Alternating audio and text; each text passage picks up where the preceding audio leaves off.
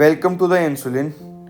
Today we are going to start our first topic, which is insulin itself.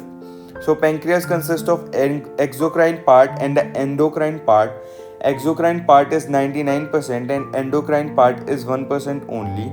This exocrine part consists of acinar cells which secrete digestive enzymes, and it consists of duct system or duct cells which secrete bicarbonate. All these secretions are secreted in duodenum, and this 1% endocrine part consists of microscopic cluster of cells all over the pancreas, but they are more in the tail part. Each cluster of cell is known as islets of Langerhans. Let's make a diagram of pancreas. This is acini. These red cells are the acinar cells. These blue cells are the duct cells or duct system. And these green cells are the islets of Langerhans. As we can see, they are more in the tail part.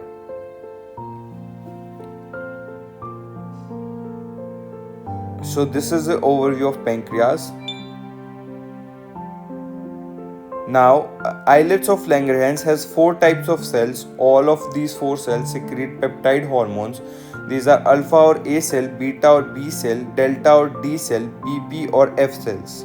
60% of islets of Langerhans is consisted by the beta cells. Beta cells are present in the center of islets of Langerhans, and alpha cells are present on the periphery. They are like guarding the beta cells, and delta cells and PP cells or F cells are on center as well as on periphery.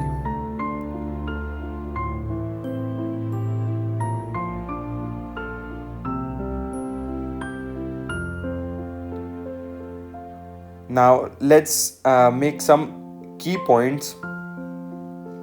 So most notable production of beta cell is insulin.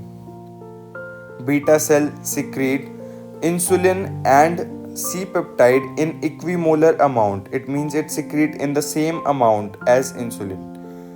So beta cell secrete insulin, C-peptide, proinsulin and amylin. Alpha cell release glucagon at the time of glucose crisis. Delta cells secrete somatostatin, and as we know, somatostatin suppress many hormones, so here it suppress alpha and beta cells. Now we will see blood flow in islets of Langerhans. So let's make a diagram first. Let's suppose this is islets of Langerhans, where red are the arterioles and blue are the venules. So arteries bring direct blood to the center part where beta cells are present, and blood moves to the fenestrated capillaries, and then it goes to the venules. So these green lines represent fenestrated capillaries.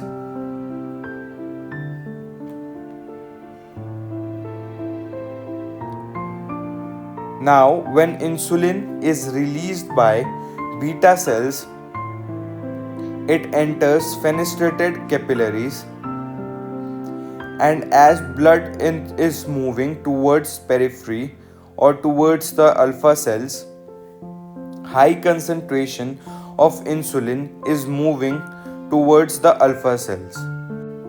Thus, insulin will suppress alpha cell to secrete glucagon. Here, one group of cells are producing the product which influence the activity of nearby cells. It is called paracrine regulation.